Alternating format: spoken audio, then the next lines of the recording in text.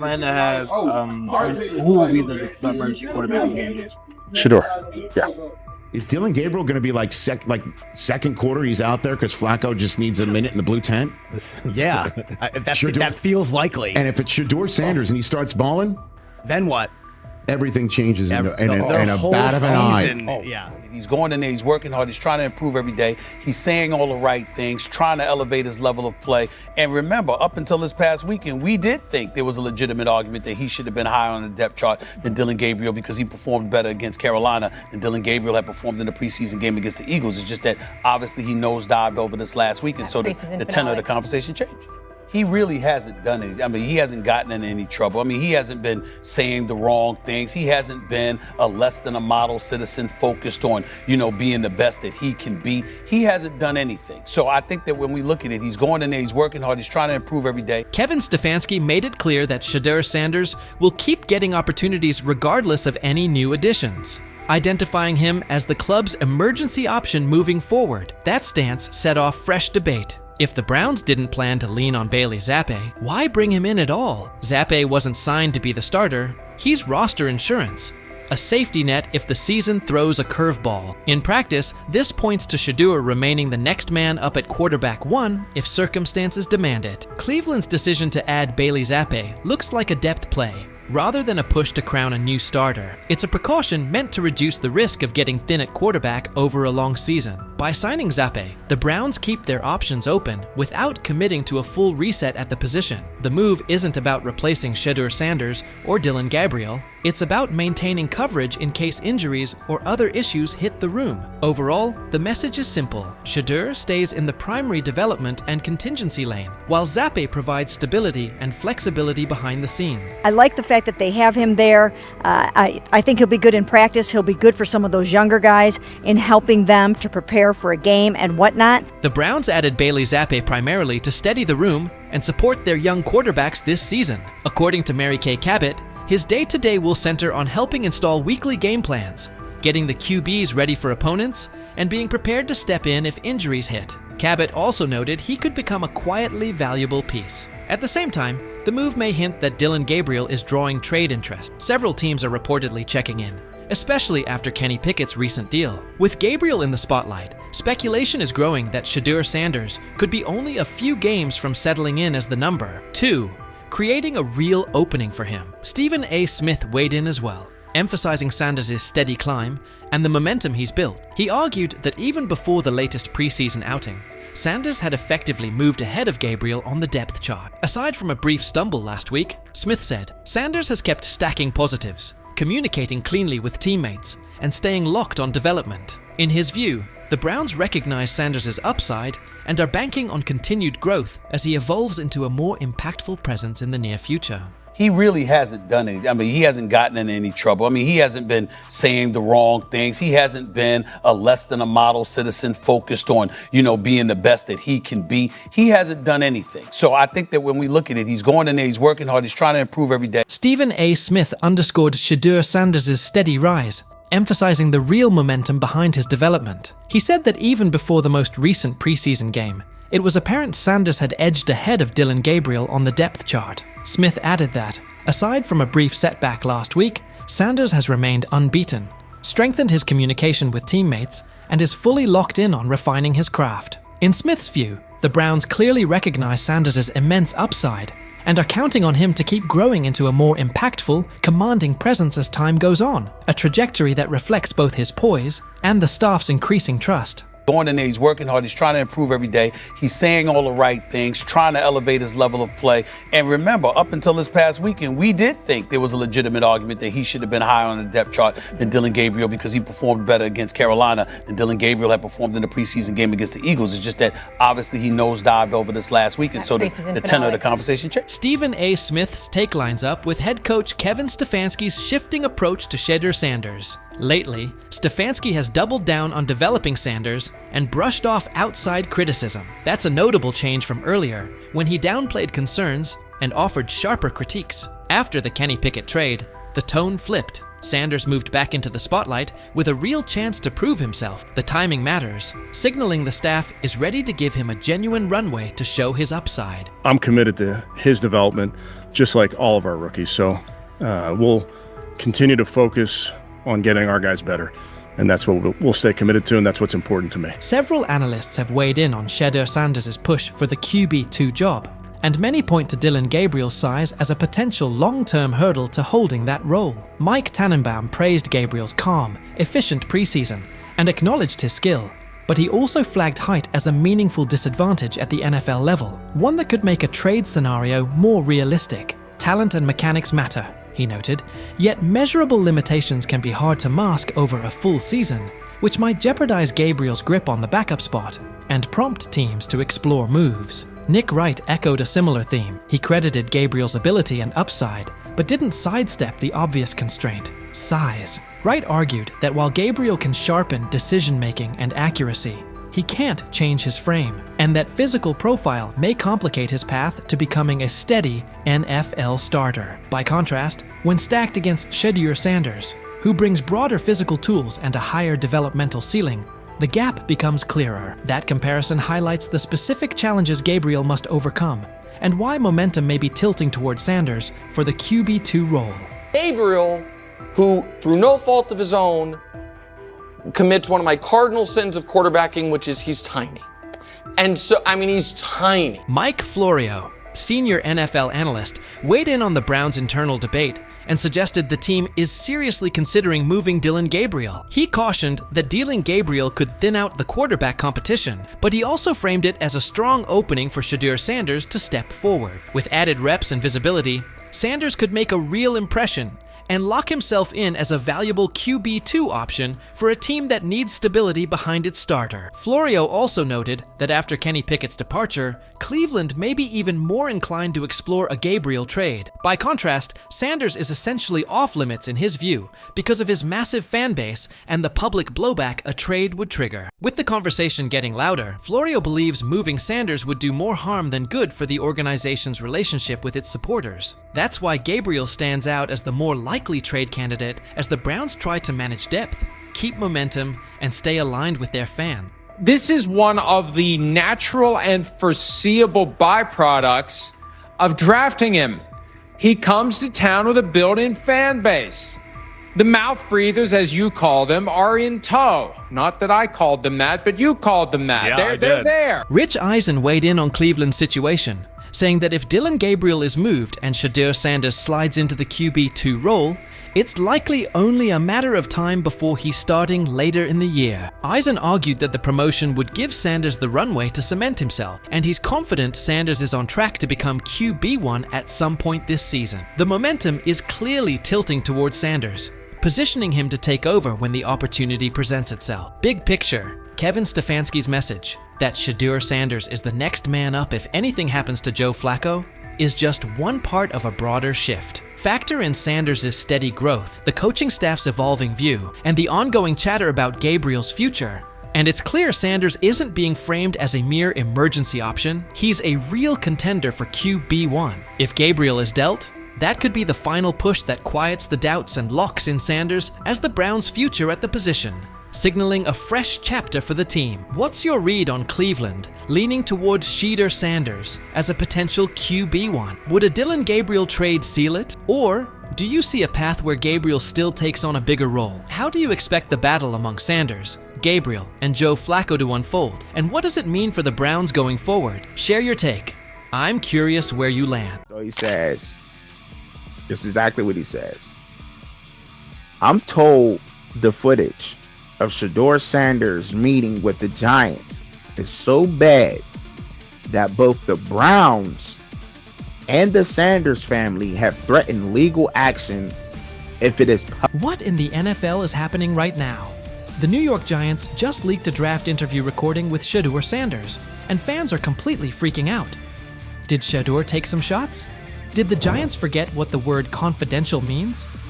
Or did someone accidentally hit reply all on something that was supposed to stay locked away? Get ready, because this roller coaster involves hot mics, bad takes, and a whole lot of drama. What happened with Shedeur on draft night to make him fall to the 5th round, and them talking about the Giants coming out with all that information talking about Shedeur did bad, bombed the interview, all that type stuff. We all know my last video when I talked about the interview tape about Shedeur did not get a playbook. The NY Giants, in true Stonewall fashion, dropped a carefully trimmed clip from their highly sought-after interview with Shedeur Sanders, then quickly locked everything else away like it was top-secret intel. Was this a calculated PR stunt, or just a low-key attempt at sabotage? Either way, the silence speaks louder than any official statement. Fans aren't buying this half-baked version of transparency, and they're definitely not ready to just bench him and move on. Instead, they're demanding answers, calling out the organization for what feels like a planned smear job. One thing's for sure, the hate is loud, but Shedeur's supporters are even louder. There was another team that he sat down with. What do you mean it didn't go well after that? So, he was pissed that they did that to him. They did that to him. He counter-confronted them. The same thing they do to every other quarterback prospect. They did that to him. They slide in a mistake to see if you catch it. Right. And so because you're the quarterback. But he didn't take it as a correction. He took it as like he got pissed off. Yeah, and it's like so here's another one. So another one was, he throws a bad interception, and it was a deep throw early in the game, and he comes back and they go in the meeting, they show the interception. Let's just call it like it is. The Giants have perfected the tease. They've basically turned "we've got more, but we're not sharing it" into a comedy act, and the joke's on them. It's like they're standing center stage, booing themselves. Oh, you want more? Too bad. We're guarding it like Grandma's secret lasagna recipe. Congrats, Giants. You've officially become the talk of TikTok, X, and even Aunt Barbara's Facebook. Yep, the holy trinity of online outrage. This whole thing screams drama, screams petty, and definitely screams PR disaster in a fitted cap. Just release the full tape before fans start pulling up to headquarters with pitchforks. And popcorn. GM is getting fired. The GM, who was that nigga that Jaden Daniels. The GM is on film that the nigga's son, the nigga asked his son last draft, yo, who you think I should pick? His son like, yo, you need to get the Jaden Daniels nigga, B. This is what his son, it's on tape. You should go Jaden Daniels. He laughing at his son. And all right, cool, get Jaden Daniels. I don't even know how that tape got out. I wouldn't have let the shit get out personally. Meanwhile, Shedeur, the latest poster boy for maybe the Giants don't like talent unless it's dressed in blue and red confetti, is soaking it all in like it's just another day at practice. And here's the best part of the irony. The Giants tried to label him as all hype, no substance, a paper tiger.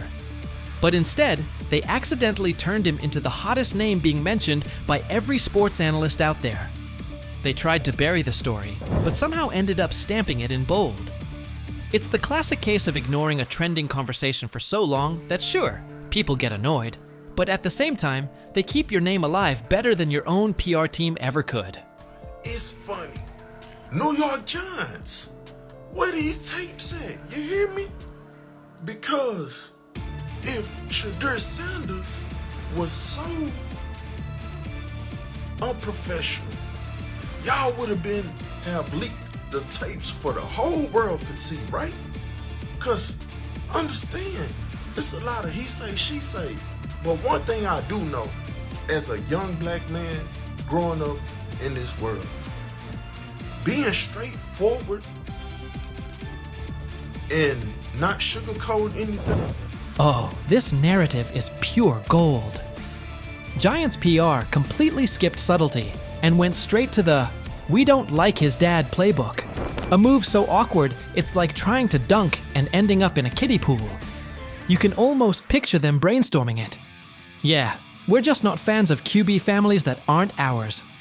Because nothing screams professionalism quite like having zero self-awareness. And the fan reactions? Absolutely priceless. That one little clip was all it took to set the internet on fire. Keyboards everywhere started lighting up. People are asking, why hide the good stuff? What are you trying to cover up? If there's really nothing to hide, why not just drop the full thing? And spoiler alert, they weren't whispering. social media exploded faster than a New York City grill on Memorial Day weekend. Them out. Another moment.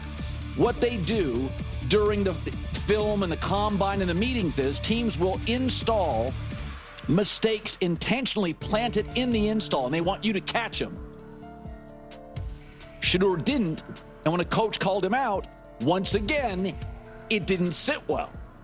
It's like, bro, there's not many teams needing quarterbacks, especially since Pittsburgh appears to have a deal with Aaron Rodgers and Tennessee's getting Cam Ward. So you're down to the Giants, who are not in. And that brings us to the next tasty slice of irony.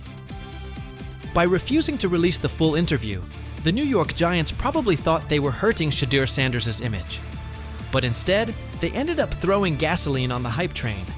Rather than shutting things down, they made him look like the kid who grabbed the last cookie and somehow got blamed for taking the whole jar. Only difference? This kid's got cameras on him 24/7, and he's handling the heat like a seasoned pro. Now, every move he makes is being broken down, every throw studied like it's a presidential debate. Fans are calling it what it is. They've lied on Shedeur. Some say the Giants just don't like his dad. And honestly, that might be true. Maybe this whole thing was just a cheap shot at Deion Sanders by extension. But here's the plot twist. The harder they try to drag him down, the more interesting his story gets. The Giants accidentally turned Shedeur into a walking headline, a controversy in cleats. They tried planting doubt, but all they really did was create buzz. He's no longer just a top draft pick. He's now a symbol of resilience, a narrative goldmine, and living proof that real talent doesn't fold under pressure. It levels up. And at this point, even if the Giants wanted to, there's no turning off the spotlight. Okay, so probably the most fun yet the most difficult thing I cover and we cover all year long is not games. It's the NFL draft. Because I've said this many times, you get lied to for a month to 2 months up to it. And so often during the draft, and every few drafts, there's a guy that really falls, precipitously falls. This year it was Shedeur Sanders, it's been Aaron Rodgers, it's been Dan Marino. Every few years somebody falls a lot.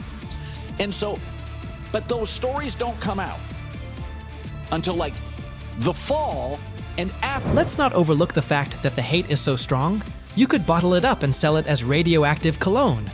You can practically watch it leaking out of Giants HQ like toxic sludge straight out of a bad superhero origin story. But here's the twist. Maybe that's their superpower. Maybe the New York Giants really believe they're cooking up some secret formula, a cocktail of manipulation and media spin. But here's the thing. Every bit of shade they throw at Shedeur Sanders only makes his story bigger. Every time they try to box him in as some overhyped diva or question his character, they accidentally hand him another viral moment. And now, he's the underdog hero rising through the smoke. Let's be real. This isn't just about football anymore. This is about narratives, control, and how the establishment absolutely loses it when they're no longer holding the pen. And the real kicker? They still won't release the full interview. You've got NFL fans, media heads, and entire Reddit threads all chanting, "Drop the tape." Like it's some long-lost Beatles album. Meanwhile, the Giants are just sitting there, staring into the void like nobody saw this mess coming. Now, I don't know if it ever gonna get leaked or not. The tapes, the New York Giants have the tape. They definitely have the tape. It's confirmation that they have the tape. Shedeur didn't do nothing. It's what they saying he did. I'm gonna tell you what these mixed reaction right here. So we already know about the New York Giants, but the Pittsburgh Steelers head coach Mike Tomlin reported Miles Sanders' talent, but hesitated to draft him due to previous challenges with quarterbacks like Russell Wilson and Justin Fields, leading to more cautious approach. Las Vegas Raiders. Sanders met with Raiders at the NFL Scouting Combine and expressed enthusiasm about potentially joining the team. His familiarity with the West Coast offense and quick release was noted positive, though concerns about his ceiling. Kevin Stefanski feels like his job may be on the line.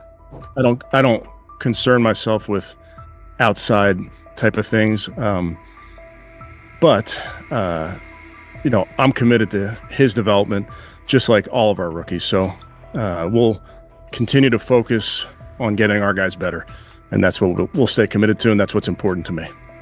And so you didn't give this man a fighting chance to compete. He went into a gunfight with 2 knives. He gonna lose that every time. You know you're going to waive Tyler Huntley. So what good did that 2-minute drive do for him? Was it going to help him?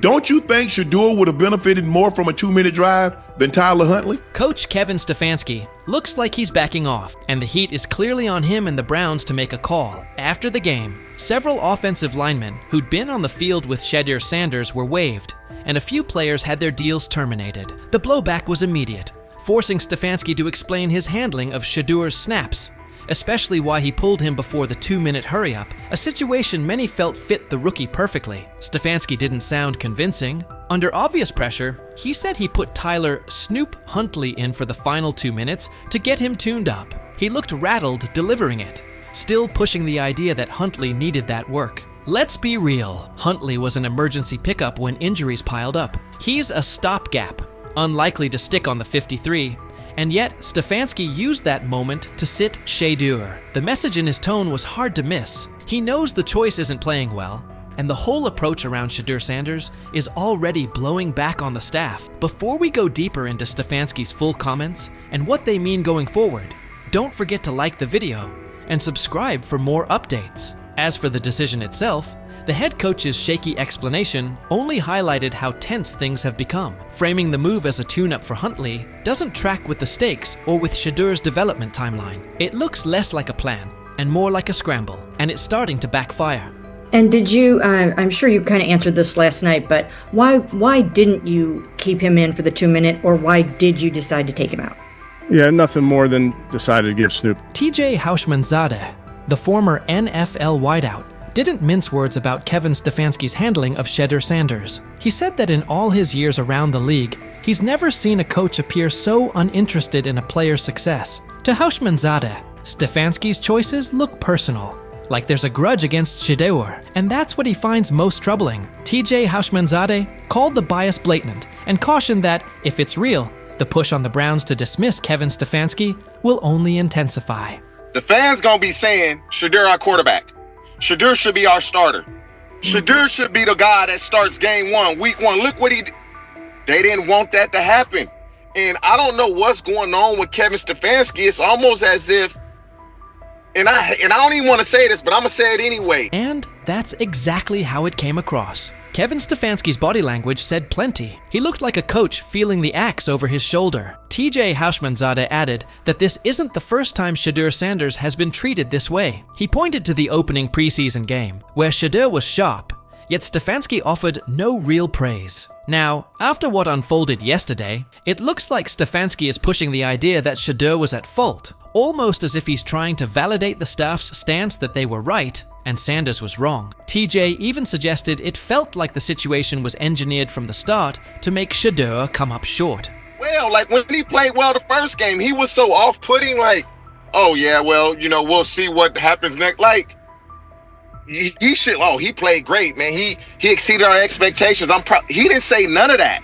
And so to me, it's as if they want him to fail so they can justify doing what they want to do. And Houshmandzadeh's red holds up. From the very first preseason outing, Kevin Stefanski's slant felt apparent. Even after Shedeur Sanders put together an impressive, mistake-free showing, Stefanski declined to highlight him, retreating to broad comments about developing all the quarterbacks and skimming past Shedeur's standout work. It didn't come across as genuine buy-in on Shedeur's future in Cleveland. Now the spotlight is squarely on Stefanski, who seemed intent on easing Shedeur towards the margins. Ironically, the coach looks more vulnerable than the rookie. After weeks of rigid messaging and thin criticism, he's suddenly pivoting, saying they'll concentrate on developing Shedeur Sanders. An about-face that screams pressure from the fan base. And it isn't only fans. Reporters and analysts are pressing him as well. Emmanuel Acho weighed in, arguing that by placing Shedeur with an offensive group filled with players unlikely to make the 53, Stefanski engineered a no-win evaluation. Acho's point was straightforward. Even a quarterback with Tom Brady's resume would have struggled in that setup with that caliber of support. In those conditions, any rough patches for Shedeur were predictable, an indictment of the context, not the quarterback. The COVID year, so it gave everybody an extra year if you wanted it. Understandable. But listen, it's what the chat said. The chat. Well, who the chat believe he took a shot or no? Let me look in the chat. I ain't even open my phone. Hold on. I'm curious to see what the chat would think. They are saying Hushman Zeta's take still holds. From the first preseason snap, Kevin Stefanski's slant felt obvious. Even after Shedeur Sanders delivered a crisp, mistake-free showing, Stefanski sidestepped any real credit, defaulting to broad talk about developing all the quarterbacks and skating past Shedeur's standout work. It didn't read like genuine buy-in on Sanders' future in Cleveland. Now the spotlight has swung to Stefanski, who looked intent on easing Shedeur to the edges of the plan. Ironically, the coach seems more vulnerable than the rookie. After weeks of rigid messaging and thin critiques, he's suddenly pivoting, saying they'll focus on developing Shedeur Sanders. A shift that screams fan pressure. And it isn't only the fan base. Reporters and analysts are pressing him too. Chad Okosinko weighed in, arguing that by sticking Shedeur with an offensive group filled with fringe or soon-to-be-waived players, Stefanski set up a no-win evaluation. Ochocinco's point was straightforward. Even a quarterback of Tom Brady's caliber would have struggled in that environment with that level of support. In those circumstances, any rough patches for Shedeur were predictable, an indictment of the setup, not the quarterback. Chad Ochocinco warned that the chorus of team-friendly critics would soon start branding Shedeur Sanders a bust, reducing him to fifth-string status, and the real problem would get ignored. Kevin Stefanski put Shedeur in a no-win setup. Despite growing backlash, Ochocinco argued this all looks like a coordinated effort to drag Shedeur down, with more energy spent tearing him apart than acknowledging why he struggled. He was right about the setup, but wrong about the Browns skating by. Fans are loudly calling for Stefanski's job over what they view as clear bias towards Shedeur Sanders, and that pressure is only intensifying. Skip Bayless also weighed in, blasting Cleveland's approach as the worst way to handle a young quarterback. He pointed to a recurring pattern. Shedeur has been consistently mishandled by Stefanski and by the organization, and that this isn't a one-off misstep. In Bayless's view, Sanders hasn't been given a fair runway or the right support, and the way the team has managed him has only piled on the pressure, making it even harder for him to succeed. I'm outraged, I'm sickened, and I'm saddened by the way Shedeur continues to be treated in the National Football League, now by those sorry-ass Browns and sorry-ass Kevin Stefanski. Given how this has played out with Shedeur Sanders, it's hard to escape the sense he was put behind the 8-ball from the start. When he made his first preseason start, Stephen A. Smith said the Browns were setting Shedeur up to fail, and recent events only strengthen that take. Between the lack of meaningful first-team reps and a string of puzzling play calls, the context never looked built for growth. At this point, the pattern makes his setbacks feel less like natural growing pains and more like the product of an environment that was never set up for him to succeed.